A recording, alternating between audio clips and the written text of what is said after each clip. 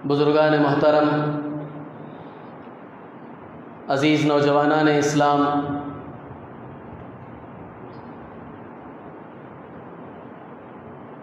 انگریزی مہینوں کے اعتبار سے یہ سال کا پہلا مہینہ شمار کیا جاتا ہے، اور اس مہینے کی آج 22 تاریخ ہے۔ آنے والی منگل کو اس مہینے کی 26 تاریخ ہوگی، جسے ہم 26 جنوری کہتے ہیں، ریپبلک ڈے یعنی یوم جمہوریہ کہا جاتا ہے۔ اس دن اس ملک کے جمہوری قوانین کا نفاذ ہوا تھا۔ 1950 26 جنوری کو اس ملک کے جو قوانین بنائے گئے تھے، تقریباً 2 سال 11 مہینے 18 دن لگے تھے اس ملک کے آئین، قوانین اور دفعات کو بنانے میں۔ ویسے تو ہمارا ملک جو آزاد ہوا وہ 15 اگست 1947 عیسوی کو آزاد ہوا تھا۔ ٹھیک اس کے 15 دن بعد اس ملک کے سربراہان اور جو بڑے سمجھے جاتے تھے، وہ سب سر جوڑ کر بیٹھ گئے کہ ہمارے اس ملک کے باقاعدہ قوانین ہونے چاہیے، کیونکہ اس سے پہلے اس ملک میں انگریز کا قانون چلتا تھا، جس کا نفاذ 1935 میں ہوا تھا۔ اس وقت سے باقاعدہ انگریزی کا قانون اس ملک میں چل رہا تھا۔ جب 1947 میں ہمارا ملک آزاد ہوا تو لوگوں نے سوچا کہ ہمارے ملک کے باقاعدہ اپنے قوانین ہونے چاہیے، لہذا 7 افراد پر مشتمل ایک کمیٹی بنائی گئی، جس کے سربراہ، جس کے صدر اور بڑے ڈاکٹر بھیم راؤ امبیڈکر کو بنایا گیا۔ ان کی ماتحتی میں 7 افراد نے مل کر اس ملک کے آئین اور قانون کو بنایا، جو تقریباً 390 پر 5 دفعات پر مشتمل ہے، اور اس کے بنانے میں 2 سال 11 مہینے 18 دن لگے تھے۔ ملک کے آزاد ہونے کے 15 دن بعد یہ مشورہ ہوا، اور پھر اس کے قانون بنانے کے لیے کمیٹی بنائی گئی، تو تقریباً 2 سال 11 مہینے 18 دن میں یہ قانونی مسودہ تیار ہوا، اور پھر اس کا نفاذ باقاعدہ طور پر 26 جنوری 1950 کو ہوا کہ ہمارے اس ملک کا باقاعدہ اپنا قانون ہے، یہاں کے اپنے دفعات ہیں، ہمارے خود ایکٹ ہیں۔ وہ تقریباً 390 پر 5 دفعات بنائے گئے، اور جس دن یہ دفعات نافذ ہوئے اسی دن کو 26 جنوری کہا جاتا ہے، ریپبلک ڈے کے طور پر منایا جاتا ہے۔ یوم جمہوریہ کے عنوان سے تقریبات منعقد ہوتی ہیں پورے ملک میں، اور اس ملک کا ہر باشندہ اس میں خوشی محسوس کرتا ہے۔ لیکن یہ قوانین بنانے کے بعد کیا ہوا، اور آج بظاہر دنیا کے نقشے میں تو ہمارا ملک ایک آزاد ملک کہلاتا ہے، ایک جمہوری ملک کہلاتا ہے، ایک سیکولر ملک کہلاتا ہے۔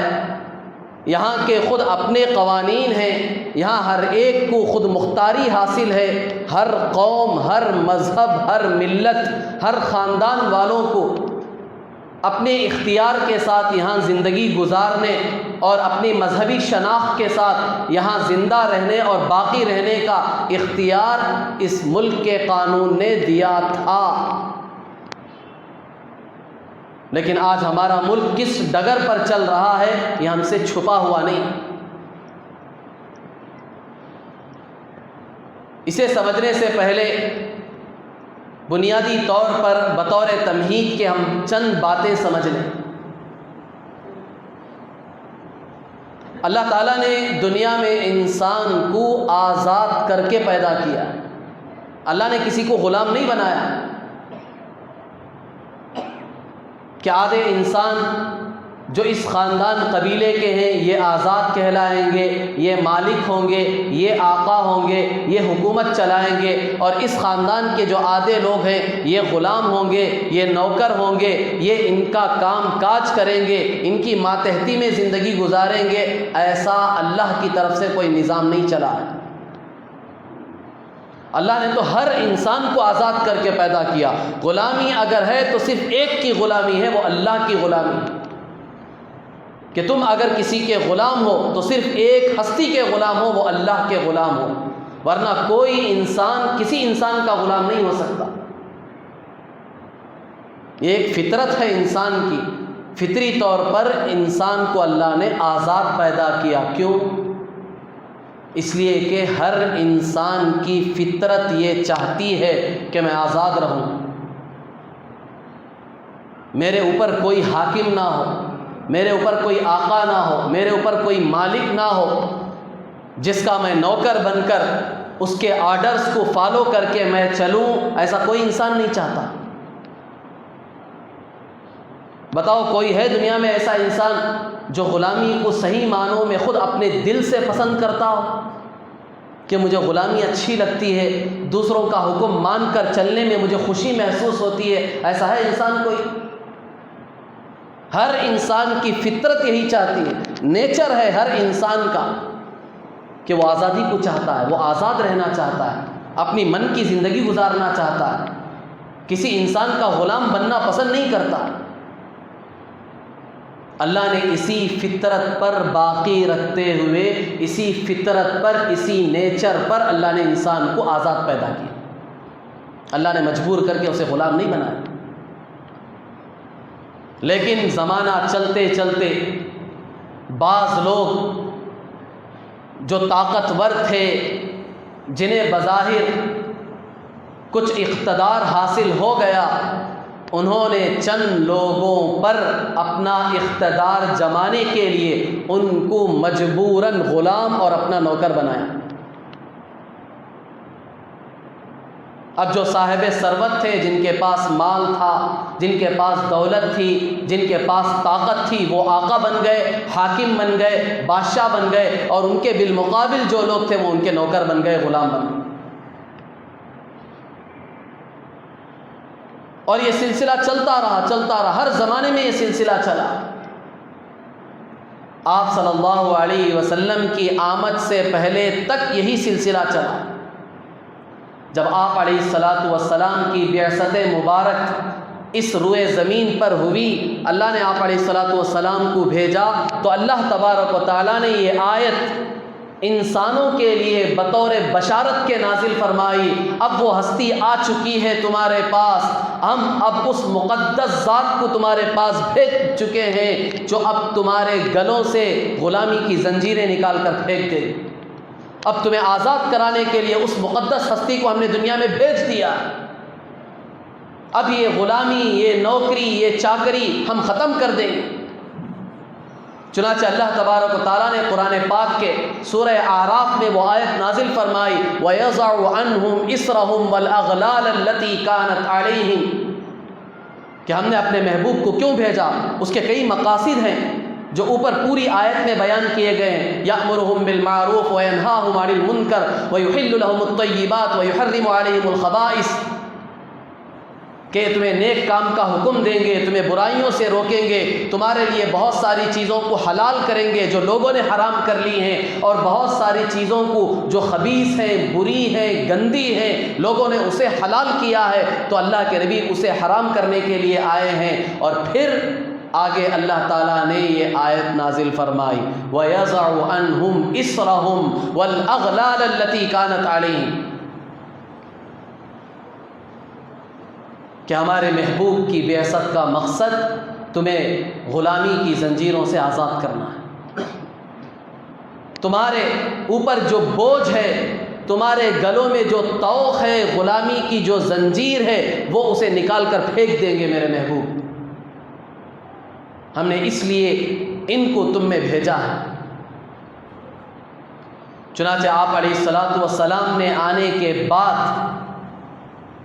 غلاموں کو آزاد کرنے کے فضائل بتائے کہ غلام کو آزاد کرنے پر ہمیں کیا ثواب ملے گا، کہ غلام کے ایک ایک عضو کی آزادی پر اللہ تعالی کل قیامت کے دن ہمارے ایک ایک عضو کو دوزخ سے آزاد کریں گے۔ کتنی بڑی بشارت سنائی اللہ کے رسول صلی اللہ علیہ وسلم نے اس غلامی کو ختم کرنے کے لیے۔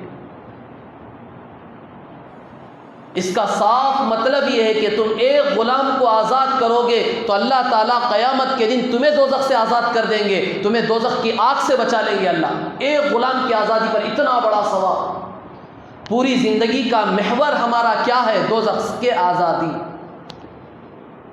ہماری پوری زندگی کا خلاصہ کیا ہے؟ اللہ کے رسول صلی اللہ علیہ وسلم کی بعثت کا مقصد کیا تھا؟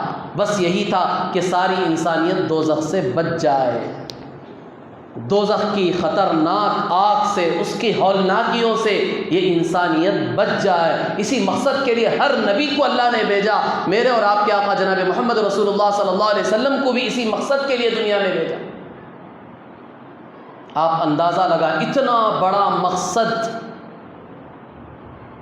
کس پر پورا ہو رہا ہے؟ ایک غلام کی آزادی پر۔ تم ایک غلام کو آزاد کر دو، اللہ تمہیں دوزخ سے آزاد کر دے۔ اتنی بڑی فضیلت بتائی اللہ کے رسول صلی اللہ علیہ وسلم۔ چنانچہ صحابہ نے جن جن کو استطاعت تھی، جن کے پاس پیسہ تھا، جو صاحب حیثیت تھے، ثروت تھے، اپنا مال لٹا دیا انہوں نے غلاموں کو آزاد کرنے میں۔ سر فہرست حضرت ابو بکر صدیق رضی اللہ تعالی سر فہرست تھے، پورا مال لٹا دیا انہوں نے، اللہ کے رسول صلی اللہ علیہ وسلم کے قدموں میں لا کر ڈال دیا۔ بلال حبشی رضی اللہ تعالیٰ عنہ کو کس نے آزاد کرایا؟ ایسی سخت تکلیفوں سے، مشقتوں میں جو وہ گزر رہے تھے، تاریخ کے صفحات نے ان کی تکلیفیں محفوظ کی ہیں، لیکن صحیح معنوں میں ہم اس کو محسوس نہیں کر سکتے، اس کا ہم احساس نہیں کر سکتے کہ کیسی تکلیفیں، کیسی مشقتیں انہوں نے اٹھائی۔ ان کو آزاد حضرت ابو بکر صدیق رضی اللہ تعالیٰ عنہ نے بہت سارے غلاموں کو آزاد کیا۔ اپنی پوری کمائی، پوری پونجی، بہت بڑے بزنس مین تھے ابو بکر صدیق رضی اللہ تعالیٰ، اسلام لانے سے پہلے عرب کے مالداروں میں، لکھپتیوں میں شمار ہوتا تھا ابو بکر صدیق رضی اللہ تعالیٰ عنہ۔ کوئی معمولی ہستی نہیں تھی، لیکن پورا مال لٹایا غلاموں کے آزاد کرنے۔ اس طرح اللہ کے رسول صلی اللہ علیہ وسلم نے غلاموں کی آزادی کے فضائل بتائے، اور پھر یہیں تک موقوف نہیں ہوا، بلکہ اسلام نے غلاموں کے آزاد کرنے کے لیے، ہر انسان کو آزاد رہنے کے لیے اس کے اور طریقے بھی بتائے کہ فلاں فلاں انسان کو غلامی کی زنجیر سے کس طرح چھٹکارا ملے۔ چنانچہ اسلام نے اس کے لیے کفاروں میں، غلطیوں میں، گناہوں میں غلاموں کے آزاد کرنے کا حکم دیا کہ تم سے کوئی غلطی ہو گئی، تم سے کوئی گناہ سرزد ہو گیا، کسی عبادت میں کمی بیشی ہو گئی، تو اب اس کے بدلے غلام آزاد کرو، تمہارا وہ گناہ معاف ہوگا۔ غلام آزاد کرو، تمہاری غلطی میں سدھار آ جائے گا۔ فلاں عبادت میں جو کمی بیشی ہو گئی ہے، اب غلام آزاد کرو، وہ کمی بیشی دور ہوگی۔ بے شمار عبادتیں دین میں، اسلام میں ایسی ہیں جن کی صحت کے لیے، درستگی کے لیے بطور کفارے کے اسلام نے حکم دیا غلام آزاد کرو، غلام آزاد کرو، غلام آزاد کرو، تاکہ یہ انسان جو غلامی کی زنجیر میں جکڑ چکا ہے وہ آزاد ہو جائے۔ اور پھر اس کے بعد اسلام ہی نے سب سے پہلے ہر ایک کے حق کو بتایا۔ ہر ایک کا حق ہے، سب کے حقوق ہیں، سب کو آزادی حاصل ہے۔ للرجال نصیب مما اکتسبوا وللنساء نصیب مما اکتسبن، مردوں کے لیے بھی جو اعمال انہوں نے کیے اس میں سے ان کے لیے حصہ ہے، اور عورتوں کے لیے بھی جو اعمال انہوں نے کیے ان میں سے بھی ان کا حصہ ہے۔ ہر ایک کو آزادی حاصل ہے، ہر ایک کے حقوق ہیں، یہ اسلام نے بتایا۔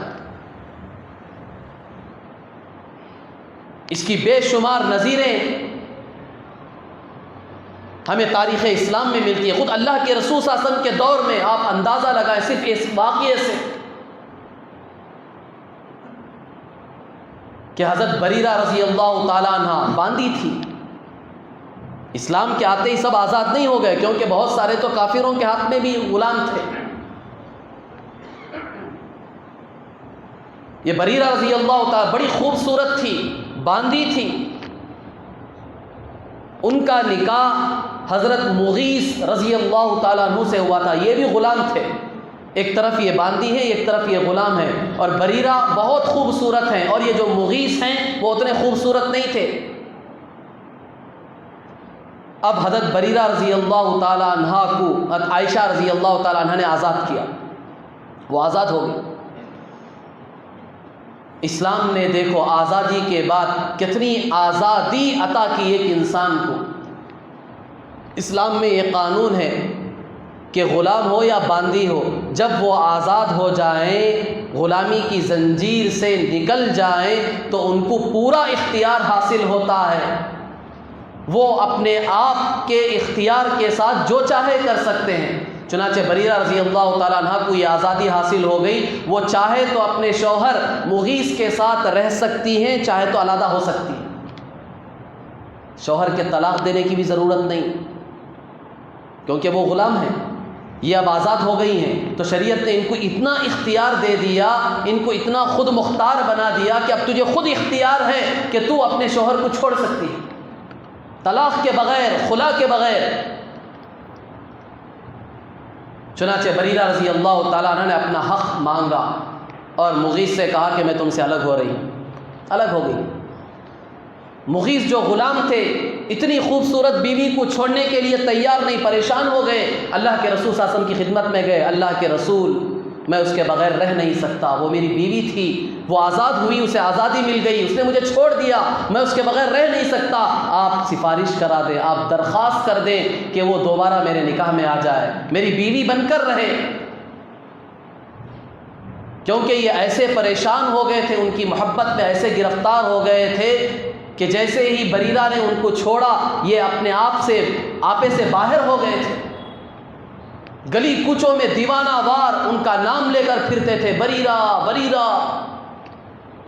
جب یہ صورتحال اللہ کے رسول صلی اللہ علیہ وسلم کی خدمت میں پیش کی گئی تو حضور صلی اللہ علیہ وسلم نے بریرہ رضی اللہ تعالیٰ عنہ کو بلایا، جو باندھی تھی، آزاد ہو چکی تھی، ان کو بلایا، بلا کر کہا کہ تم دوبارہ ان کے نکاح میں چلی جاؤ، ان کی بیوی بن کر رہو۔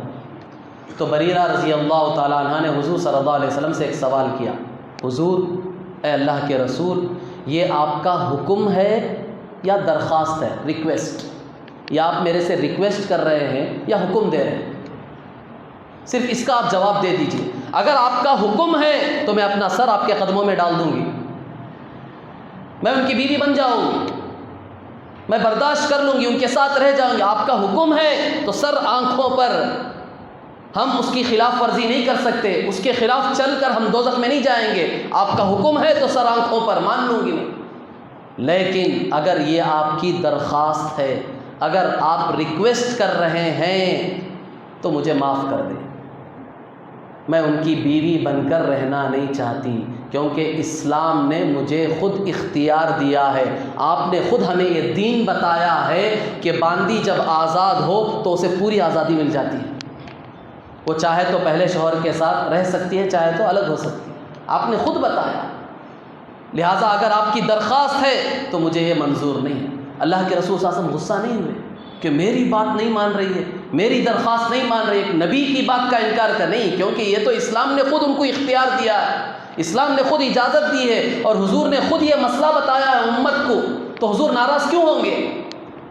وہ تو اسلام نے ان کو اختیار دیا۔ حضور صلی اللہ علیہ وسلم نے کہا کہ ٹھیک ہے، جب تم ان کے ساتھ رہنا نہیں چاہتی ہو، ٹھیک ہے، الگ ہو جاؤ۔ آپ اندازہ لگائیں اسلام نے کہاں تک آزادی کا خیال کیا۔ خود حضور صلی اللہ علیہ وسلم نے درخواست کر کے دیکھی، جب انہوں نے قبول نہیں کی تو حضور نے بھی آزادی دے دی مکمل۔ یہ نہیں کہا کہ میری بات کی خلاف ورزی کر رہی ہو تمہیں ماننا پڑے گا، زبردستی منوایا نہیں، بلکہ صاف کہا کہ جاؤ آزاد۔ یہ آزادی رائے یہ اسلام نے دی ہے، ہر ایک کو دی ہے، ہر ایک کو حق ہے وہ اپنے خیال کا اظہار کر سکتا ہے، اپنے رائے کی آزادی اس کا اظہار کر سکتا ہے۔ اسلام نے یہ حق ہر ایک کو دیا ہے۔ چنانچہ فاروق اعظم رضی اللہ تعالیٰ عنہ کا دور ہے، 15 ملکوں پر حکومت کرنے والا شخص، آج کے دور میں 15 ملکوں پر حکومت کرنے والا شخص تھا وہ، 22 لاکھ مربع میل جن کی حکومت تھی، آج کے دور میں 15 ملک اس کے اندر آ جاتے ہیں۔ اتنا بڑا بادشاہ جمعہ کے دن ممبر پر کھڑا ہوا ہے، خطبہ دے رہا ہے، مجمع میں سے ایک سیدھا سادہ آدمی اٹھتا ہے، گاؤں دیہات کا آدمی اٹھتا ہے اور عمر رضی اللہ تعالیٰ عنہ سے کہتا ہے کہ عمر، آپ کا خطبہ ہم اس وقت تک نہیں سنیں گے جب تک آپ ہمیں یہ نہیں بتائیں گے کہ آپ کے بدن پر یہ 2 کپڑے کہاں سے آئے۔ جمعہ کا دن ہے، بھرے مجمع میں امیر المؤمنین، پورے مسلمانوں کے امیر حضرت عمر فاروق رضی اللہ تعالیٰ عنہ، 15 ملکوں کا بادشاہ ہے، وہ کھڑے ہو کر تقریر کر رہا ہے تو ایک آدمی، کوئی بڑا نہیں معمولی آدمی کھڑے ہو کر روک رہا ہے کہ رک جاؤ، خطبہ نہیں سنیں گے، تمہاری بات نہیں مانیں گے، پہلے یہ کلیئرٹی کرو کہ یہ 2 کپڑے کہاں سے آئے، کیونکہ مال غنیمت میں جو کپڑے تقسیم ہوئے تھے وہ سب کو ایک ایک ملا تھا، آپ کے پاس یہ 2 کہاں سے آ گئے، یہ کلیئرٹی کرو، اس کے بعد خطبہ سنیں گے، اس کے بعد آپ کی بات مانیں گے، اس سے پہلے نہیں، پہلے کلیئرٹی کرو۔ اسلام نے کہاں تک آزادی دی؟ ایک عام آدمی بھی کھڑے ہو کر بادشاہ سے سوال کر سکتا تھا۔ کیا آج یہ آزادی حاصل ہے؟ یہ ہمارے اس جمہوری ملک میں جسے جمہوریت کہتے ہیں، ہر ایک کو آزادی حاصل ہے، یہاں حکومتیں بنتی ہیں عوام کے انتخابات پر۔ کیا مطلب ہے اس کا؟ کہ عوام کو پورا حق حاصل ہے کہ وہ بڑے مجمع میں کھڑے ہو کر اقتدار چلانے والوں کو، ملک کے وزیر اعظم کو، ملک کے صدر کو باقاعدہ سوال کر سکتا ہے۔ اسے کہتے ہیں جمہوریت۔ جمہوریت اس چیز کا نام ہے کہ وہ کھلم کھلا ایک معمولی آدمی بھی بھرے مجمع میں کھڑے ہو کر ملک کے وزیر اعظم اور صدر سے سوال کرنے کا حق رکھتا ہے۔ اسے کہتے ہیں سیکولرزم۔ صرف لیبل لگانے سے ملک سیکولر نہیں بن جائے گا، یہ ملک جمہوری ملک نہیں بن جائے گا۔ جمہوریت کسے کہتے ہیں، سیکولرزم کسے کہتے ہیں، یہاں دیکھو اسلام نے بتایا کہ آزادی رائے کسے کہتے ہیں۔ جب ایک آدمی کو تم نے رائے کی آزادی دی ہے، تمہارے ملک میں یہ قانون بنا ہے، تو اس کا نفاذ یوں ہونا چاہیے کہ بڑے مجمع میں کھڑے ہو کر 15 ملکوں کے بادشاہ سے سوال کر رہا ہے ایک آدمی، اور حضرت عمر فاروق رضی اللہ تعالیٰ عنہ کو ہمت نہیں اسے ڈانٹ کر بٹھانے کی، اور ادھر سے چاروں طرف سے کوئی آدمی کھڑا نہیں ہوا کہ بیٹھ جا بدبخت بیٹھ جا۔ جمعہ کا دن مسجد میں کھڑے ہو کر اتنے بڑے آدمی کو، مسلمانوں کے امیر سے تو یہ سوال کر رہا ہے، کسی کو ہمت نہیں تھی، مجال نہیں تھی۔ کیوں؟ سب جانتے تھے کہ یہ جو سوال کر رہا ہے یہ اسلام نے خود اسے حق دیا ہے، یہ حق کے ساتھ سوال کر رہا ہے۔ سب پورا مجمع سناٹا چھایا ہوا، سب بیٹھے ہوئے، اور یہاں امیر المؤمنین انہوں نے کلیئرٹی کی، بتایا کہ یہ 2 کپڑے کہاں سے آئے، کہ میرے بیٹے نے مجھے دیا ہے، کیونکہ میرا قد اونچا ہے، وہ ایک کپڑا میرے لیے ناکافی تھا، میرے لیے وہ چھوٹا پڑ رہا تھا، تو میرے بیٹے نے خود مجھے دیا ہے، وہ ملا کر یہ میرے 2 کپڑے ہوئے۔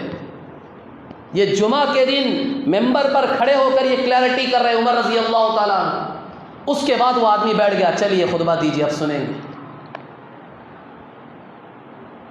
اسلام کی یہ خوبی ہے، اسلام نے جو قوانین بنائے ہیں، جو ضابطے بنائے ہیں، جو قانون بنا کر اسلام نے نافذ کیا ہے، اس پر چلنے کا ہر ایک کو حکم دیا ہے، اور یہ قوانین پر چل کر سب دکھایا ہے ہمارے بڑوں نے کہ اسلام کسے کہتے ہیں، اسلام کا قانون کسے کہتے ہیں، اس کا نفاذ کس طرح ہونا چاہیے۔ بہرحال بزرگان محترم، تو میں عرض کر رہا تھا کہ ہمارا یہ ملک برائے نام جمہوری ملک کہلاتا ہے، سیکولر ملک کہلاتا ہے. پوری دنیا میں اتنا بڑا سیکولر ملک اور کوئی نہیں ہے جتنا بڑا ملک ہمارا ہے.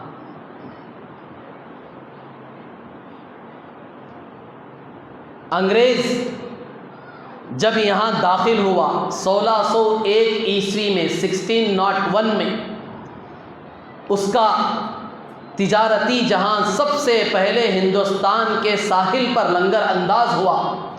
تجارت کی غرض سے ایسٹ انڈیا کمپنی کے نام سے وہ داخل ہوئے، تجارت بزنس کی نیت سے داخل ہوئے.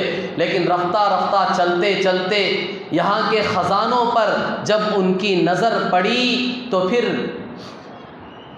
ان کے اندر ایک ہوس پیدا ہوئی، ایک حرص پیدا ہوئی، کیوں نہ اس پورے ملک پر ہم حکومت کر کے اس پورے ملک کو اپنے قبضے میں. چنانچہ اس کے لیے انہوں نے کوششیں کی اور ایک حد تک وہ کامیاب ہوتے چلے گئے. اس کا احساس سب سے پہلے سراج الدولہ نے کیا.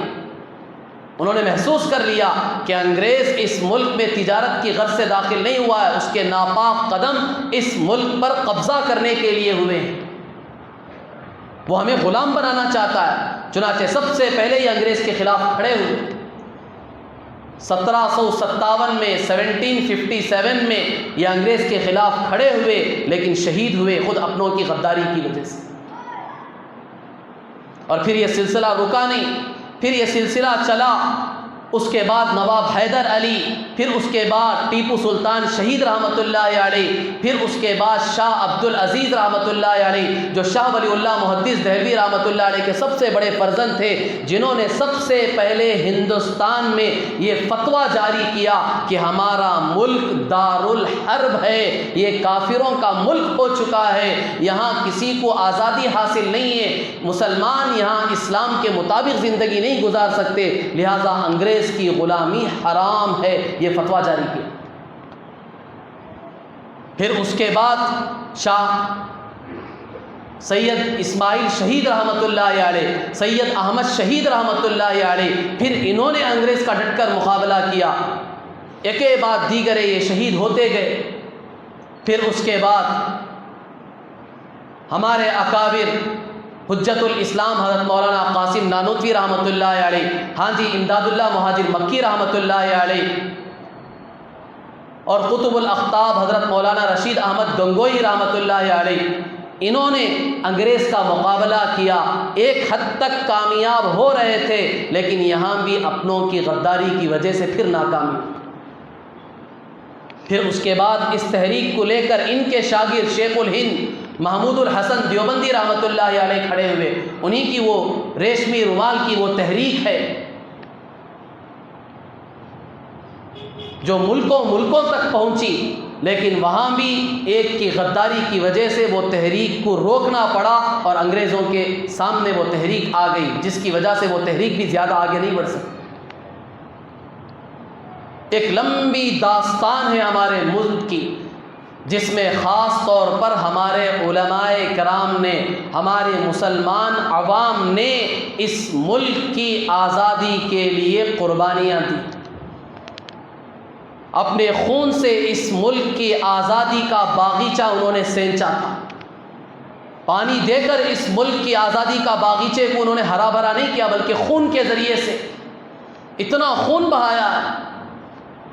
یہ جو آج اس ملک میں اقتدار کا دعویٰ کر رہے ہیں اور اس ملک کو ایک خاص رنگ میں، زعفرانی رنگ میں رنگنے کی کوشش کر رہے ہیں، اور جو یہ کہہ رہے ہیں کہ یہ ملک ہمارا ہے، ذرا ان کی تاریخ پڑھ کر دیکھو، ان کی ہسٹری پڑھ کر دیکھو کہ انگریز کے دور میں کس طرح وہ انگریز کی غلامی کر رہے تھے، جبکہ ہمارے علماء، ہماری عوام انگریز کے مقابلے میں سینہ سپر ہو کر اب کے خون کے نذرانے پیش کر رہے تھے، جان کے نذرانے پیش کر رہے تھے، اپنی نسلوں کے نذرانے پیش کر رہے تھے. اس وقت یہ لوگ جو آج اس ملک کو اپنا ملک کہہ رہے ہیں، وہ انگریزوں کی کس طرح غلامی کر رہے تھے. یہ تاریخ میں محفوظ ہے. یہ چیزیں کوئی اسے ختم نہیں کر سکتا، کوئی اسے چھپا نہیں سکتا. یہ ہماری ذمہ داری ہے اس دور میں خاص طور پر آپ سے بھی ایک مطالبہ ہے، آپ سے بھی ایک گزارش اور درخواست ہے۔ بارہا میں نے اپنے بیانوں میں آپ حضرات کے سامنے اس بات کو عرض کرنے کی کوشش کی ہے، سمجھانے کی کوشش کی ہے کہ تاریخ کا مطالعہ کرو، ہسٹری کا مطالعہ کرو، خود بھی مطالعہ کرو، اپنے بچوں کو بتاؤ کہ تاریخ کیا ہے، اسلام کی تاریخ کیا ہے، ہمارے مسلمانوں کی تاریخ کیا ہے، خاص کر ہندوستان میں مسلمانوں کی تاریخ کیا ہے، کب سے یہاں مسلمان موجود ہے، کب سے اسلام یہاں آباد ہے، اسلام اور مسلمانوں نے اس ملک کی آزادی کے لیے کتنی قربانیاں دی، کیسے کیسے قربانیوں کا نذرانہ انہوں نے پیش کیا، یہ بتانا یہ ہماری ذمہ داری۔ ورنہ تو آپ لوگ جانتے ہیں کہ یہ فرقہ پرست طاقتیں آج ان کی سازشیں کہاں تک پہنچ چکی ہیں۔ NEP نئی تعلیمی پالیسی، نیو ایجوکیشن پالیسی کے نام پر وہ کس نصاب کو، کس سلیبس کو اس ملک میں لانا چاہ رہے ہیں، نافذ کرنا چاہ رہے ہیں، ذرا بھی ہمیں بھنک بھی نہیں۔ اس کے صرف چند خوش نما پہلو آپ کو دکھائے گئے ہیں، چند چمکتے ہوئے لیبل آپ کے سامنے پیش کیے گئے ہیں کہ نیو ایجوکیشن پالیسی سے اس ملک کو کیا فائدہ ہوگا، یہاں کے باشندوں کو کیا فائدہ ہوگا، یہ ملک کس طرح ترقی کرے گا۔ یہ صرف چند نمایاں چیزیں کی گئی ہیں آپ کے سامنے، صرف چند چمکتی ہوئی چیزوں کو آپ کو دکھایا گیا۔ اس کے پس پردہ جو ظلمت، جو تاریکی، جو اسلام اور مسلمان خاص طور پر اور عمومی طور پر جتنے اقلیات طبقات ہیں ہمارے اس ملک میں رہنے والے، ان سب کے لیے یہ کتنے خطرے کی گھنٹی ہے، کتنی خطرناک چیز ہے، اسے ہم سمجھ بھی نہیں سکتے کہ نیو ایجوکیشن پالیسی، نئی تعلیمی پالیسی کے پس پردہ اس کے بیک گراؤنڈ ان کے کیا خطرناک مقاصد ہیں۔ صرف آپ کو یہ بتایا جا رہا ہے کہ ہمارا ملک تعلیمی اعتبار سے بہت ہائی لیول پر چلا جائے گا، پھر دوسرے ملکوں کے کونے کونے سے لوگ آ کر یہاں ایجوکیشن سسٹم کو دیکھ کر یہاں کا ایجوکیشن سسٹم اپنے ملکوں میں لے کر جائیں گے۔ یہاں اب انجینئر بہت تعداد میں بنیں گے، یہاں ڈاکٹر بنیں گے، سائنسدان بنیں گے، یہ ملک بہت ترقی کرے گا۔ یہ ایک ہوا کھڑا کیا گیا ہے، ایک خوشنما چیزوں کا باغ آپ کو دکھایا جا رہا ہے، لیکن اس کے پیچھے اقلیاتی طبقات، دلت ہو یا مسلمان ہو یا خود عیسائی ہو یا اس کے علاوہ جتنے بھی کمزور طبقات ہیں، ان کے لیے کتنی خطرناک چیز ہے یہ ہم اس کا اندازہ بھی نہیں لے سکتے۔ اسلام کا نام و نشان ختم ہو جائے گا، مسلمان کی شناخت ختم ہو جائے گی، مسلمان پہچاننا مشکل ہو جائے گا۔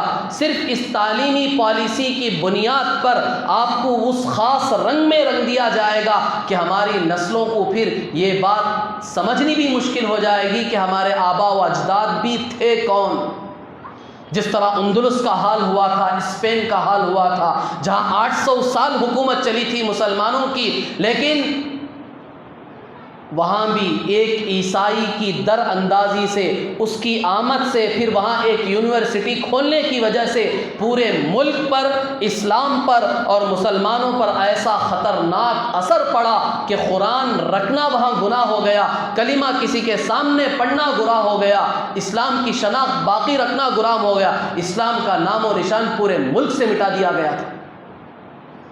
یہ اللہ کا فضل و کرم ہے۔ اس کے بعد پھر ہمارے بڑوں کی فکروں، محنتوں، ان کی قربانیوں کا نتیجہ ہے کہ اب دوبارہ وہاں اسلام کی نشأت ثانیہ ہوئی ہے، اسلام پھر ابھرتا ہوا نظر آ رہا ہے۔ بالکل اسی طرح ہمارے اس ملک کو بھی بنانے کی منظم سازشیں کی جا رہی ہیں۔ عنوان کیا ہے؟ نیو ایجوکیشن پالیسی، نئی تعلیمی پالیسی۔ اور ہم بھی خوش ہو رہے ہیں، ہمارا ملک ترقی ہوگا، ہمارے بچے بڑے بڑے انجینئر بنیں گے، ڈاکٹر بنیں گے، سائنسدان بنیں گے۔ لعنت ہو ایسی ترقی پر جس کے پیچھے ہمارا اسلام ختم ہو چکا ہو، ہمارا ایمان مٹ چکا ہو، خدا کا تصور ہمارے ذہنوں سے ختم کر دیا گیا۔ کیا ایسی ترقی ہم چاہتے ہیں مسلمان؟ کیا دنیا کی ہمیں یہ ترقی چاہیے جس کے بدلے ہمیں اپنے ایمان کا سودا کرنا پڑے، ہمیں اپنے اسلام کا سودا کرنا پڑے، ہمیں اپنے رسول کی پاکیزہ تعلیمات کا سودا کرنا پڑے، ہمیں اللہ کی خدائی کا سودا کرنا پڑے؟ کیا ایسی ترقی ہم چاہتے ہیں؟ یہ سب ہو رہا ہے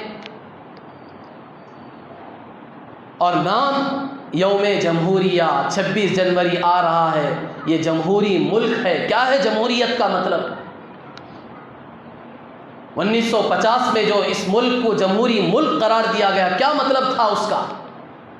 یہاں بسنے والے ہر قوم کو، ہر مذہب والے کو، ہر خاندان قبیلے والے کو اس کی مذہبی آزادی حاصل ہوگی، کوئی روک ٹوک نہیں ہوگی۔ ہر قوم کو، ہر مذہب والے کو اپنی مذہبی شناخت کے ساتھ، اپنی مذہبی دعوت و تبلیغ کے ساتھ، اپنے مذہب کے تمام اصول اور قوانین کے ساتھ اسے زندگی گزارنے کی یہاں آزادی دی جائے گی۔ یہ مطلب تھا جمہوریت کا۔ کوئی کسی پر حکم نہیں چلا سکتا، کوئی کسی کو زبردستی نہیں کر سکتا۔ یہ تھا مطلب جمہوریت کا۔ لیکن آج ہمارا ملک کس ڈگر پر جا رہا ہے، کس رخ پر جا رہا ہے؟ جمہوریت کے نام پر کیا کیا ہو رہا ہے اس ملک میں؟ ہر آدمی پریشان ہے، چاہے وہ نوٹ بندی کا معاملہ سامنے آیا ہو، لاک ڈاؤن کا معاملہ سامنے آیا ہو، پھر GST کے عنوان سے یہ چیزیں ہمارے سامنے آئی ہو۔ ملک کا ہر باشندہ آج پریشان ہے۔ ملک کی پوری اقتصادی حالت ٹھپ پڑ چکی ہے۔ ملک کہاں تھا اور کہاں پہنچ گیا، اس کے باوجود کیا ہوا کھڑا کیا جا رہا ہے، کیا شور اور ہنگامہ ہے کہ ہمارا ملک ترقی کر رہا ہے۔ نعرے نہیں لگ رہے؟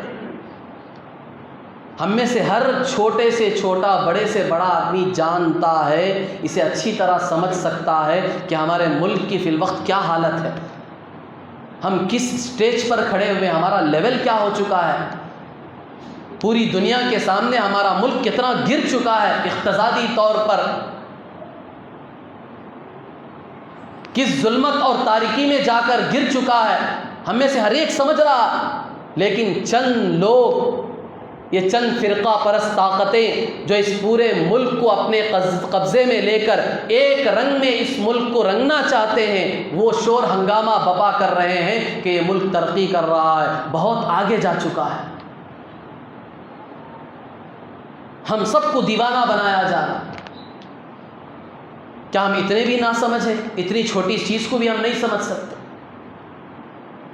یہ چیز سمجھنے کی ہے اور اپنی نسلوں کو سمجھانے کی ہے کہ خود ہمارے ہوتے ہوئے آج یہ ملک کس ڈگر پر جا رہا ہے۔ اب یہ نیو ایجوکیشن پالیسی NEP کا سسٹم نافذ ہوگا تو اس وقت تو صرف ہماری نسلیں ہوں گی، ہم نہیں ہوں گے۔ تو اس وقت ان کے ایمان کا کیا حال ہوگا، ان کے دین کا کیا حال ہوگا؟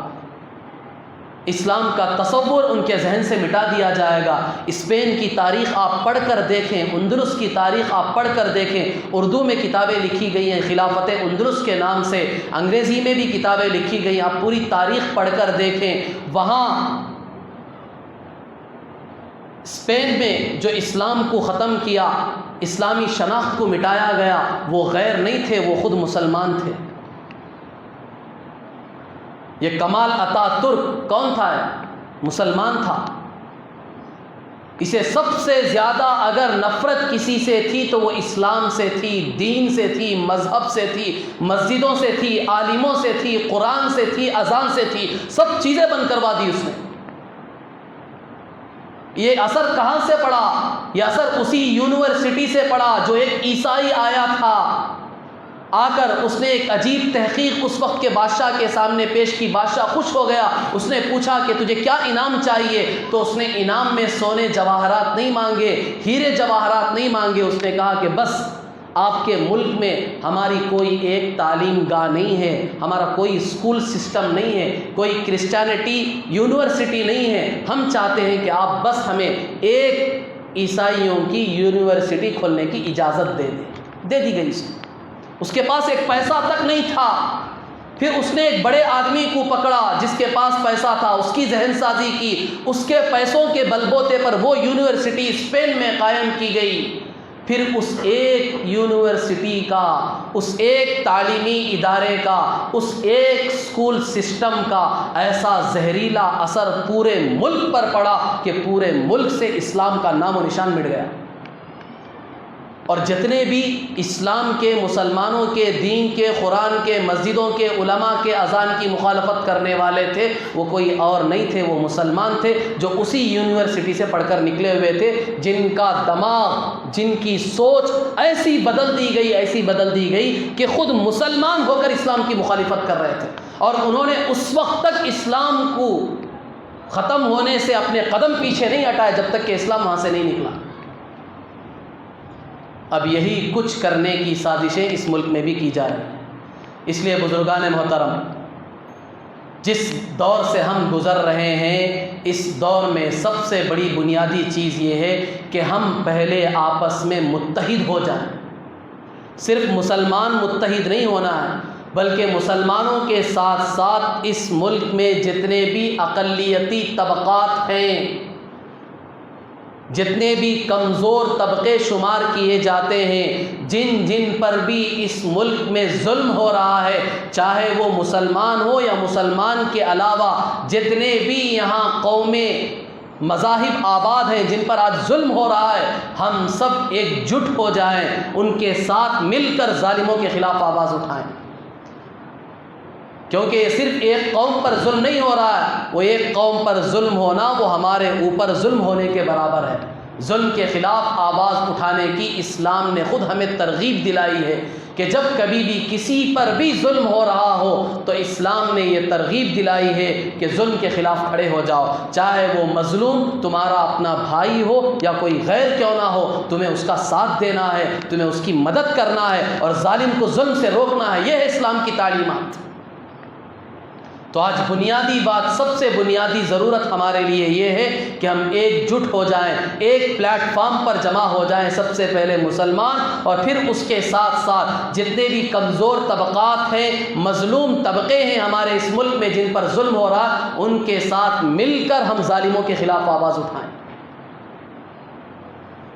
اور اس کے ساتھ دوسرا کام، جیسا کہ میں نے کہا، تاریخ کا مطالعہ کریں آپ، اسلام کی تاریخ کے ساتھ خاص طور پر اس دور میں آپ ہندوستان کی تاریخ کا مطالعہ کریں۔ تاریخ ہند کے نام سے کتاب ہے، ہندوستان کی پوری تاریخ۔ تاریخ فرشتہ کے نام سے پوری ہندوستان کی قدیم تاریخ سے لے کر اب تک کی تاریخ موجود ہے، اس میں اس کا مطالعہ کریں۔ آزادی سے لے کر جمہوریت تک یہ بھی ہندوستان کی پوری ایک تاریخ ہے کہ کیا ہوا، کس طرح یہ ملک آزاد ہوا، کن کی قربانیوں سے آزاد ہوا، کیسے یہ ملک جمہوری ملک بنا، اور پھر ملک بننے کے بعد کیا جمہوریت پر باقی ہے یا اس کی راہ بدل چکی ہے، یہ راستے سے ہٹ چکا ہے۔ یہ پوری تاریخ اس میں موجود ہے۔ یہ کتابیں خود بھی پڑھیں اور اپنی نسلوں کو پڑھائیں، ان کو سمجھائیں، بتائیں کہ صحیح تاریخ کیا ہے، ورنہ تو آپ لوگوں کو معلوم ہے کہ یہ چیز ہمارے سامنے آ چکی ہے کہ اس ملک کی باقاعدہ 10 یا 12 ہزار سال پرانی تاریخ لکھنے کا کام شروع ہو چکا ہے۔ انہوں نے شروع کر دیا ہے کہ وہ اس ملک کی 12,000 سال پرانی تاریخ لکھیں گے، اس وقت سے لے کر اب تک کی کیا لکھیں گے، خاک لکھیں گے۔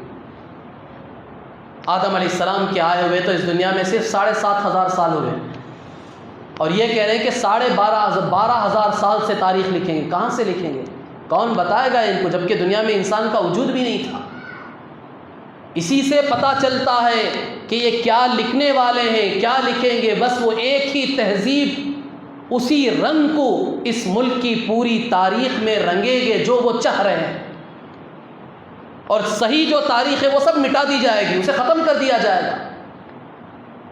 جتنی بھی تاریخ ہے یا تو اسے سرے سے ختم ہی کر دیا جائے گا، یا نہیں تو کم از کم آخری درجہ اس میں سب غلط چیزیں داخل کر کے اسے ایسا بدنام کر دیا جائے گا، کوئی اسے جاننے کے لیے تیار بھی نہیں ہوگا، کوئی اسے پڑھنے کے لیے تیار نہیں ہوگا، کوئی اسے پڑھانے کے لیے تیار نہیں ہوگا۔ سب کی دلچسپیاں اس صحیح تاریخ سے ختم ہو جائیں گی۔ کیوں؟ اس لیے کہ وہ صحیح تاریخ کو اتنا بگاڑ دیں گے ہمارے سامنے۔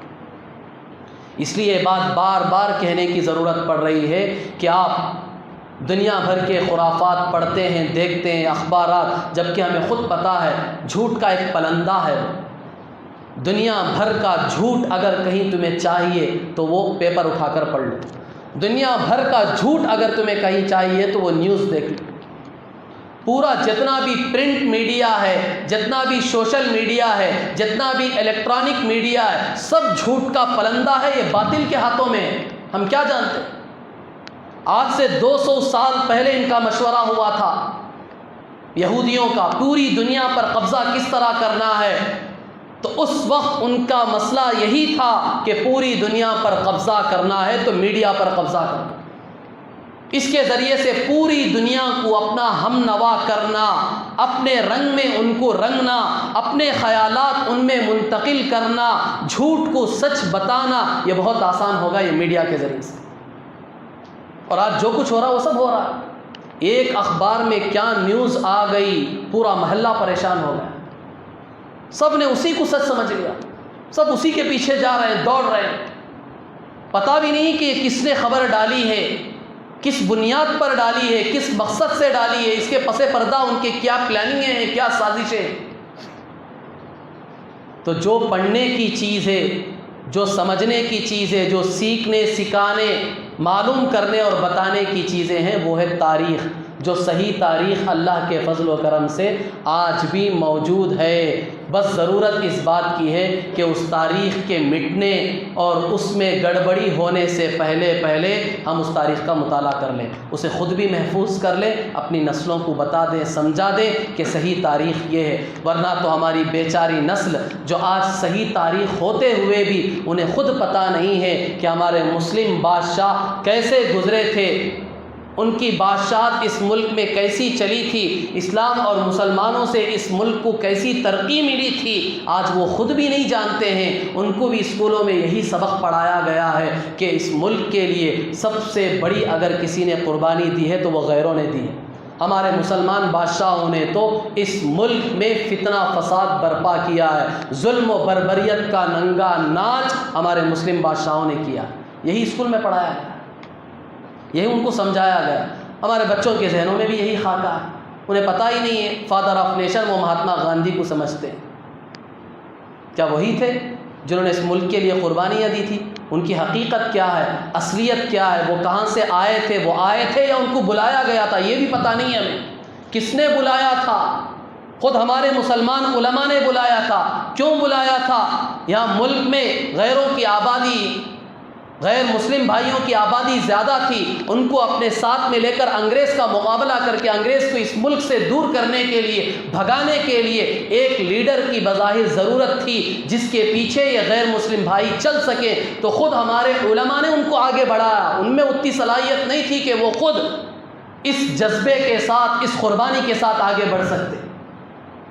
یہ پورا کریڈٹ تو ہمارے علماء اور مسلمانوں کے نام ہے، لیکن آج تاریخ میں ایک نام بھی مسلمانوں کا نہیں آتا، ایک نام بھی کسی عالم کا نہیں آتا۔ جو کچھ 2-4 نام کتابوں میں ہم نے بچپن میں پڑھے تھے، آپ نے پڑھے تھے، اب وہ بھی مٹائے جا رہے ہیں۔ خود ہمارے صوبے کا آپ دیکھ لیں، ٹیپو جینتی، کیا ہوا اس کا حال، ہمارے سامنے ہے یہ چیز۔ عالمگیر اورنگزیب رحمۃ اللہ علیہ، کیسی شخصیت، پورے مغلیہ پریڈ میں ان جیسا بادشاہ کوئی آج تک نہیں گزرا، اتنا نیک، متقی، پرہیزگار، اللہ سے ڈرنے والا، ایک پیسہ حکومت سے نہیں لیا، خود ٹوپی بنتے تھے، بادشاہ ہے، پورے مغلیہ سلطنت کا بادشاہ ہے، ٹوپی سی رہا ہے اور اپنے گھر کا خرچہ چلا رہا ہے، ایک پیسہ حکومت سے نہیں لیا۔ قرآن ہاتھوں سے لکھتے تھے، آج بھی ان کا لکھا ہوا نسخہ موجود ہے، اس کے ذریعے سے اپنا گھر کا خرچہ چلا رہے ہیں۔ ایسی پاک مقدس شخصیت کو ایسے بدنام کیا گیا کہ انہوں نے غیروں پر بہت زیادہ ظلم کیا، غیروں کی زمینیں انہوں نے چھینی، بہت ظلم و بربریت کا ننگا ناچ انہوں نے ناچا۔ ایسا ان کو بدنام، جو سب سے متقی پرہیزگار بادشاہ تھا مغلیہ سلطنت کا، اسے اتنا بدنام کیا جا رہا ہے تو دوسروں کا کیا حال ہوگا ہم اندازہ لگا سکتے ہیں۔ اس لیے تاریخ مسخ ہونے سے پہلے، بگڑنے سے پہلے ہم خود اس پہ محفوظ کریں، اپنی نسلوں سے محفوظ کرائیں، ان کو بتائیں، ان کو سمجھائیں، ان کو اس میں لگائیں۔ یہ خواہ مخواہ کے نیٹ میں اور دوسرے کھیل کود میں، دوسرے خرافات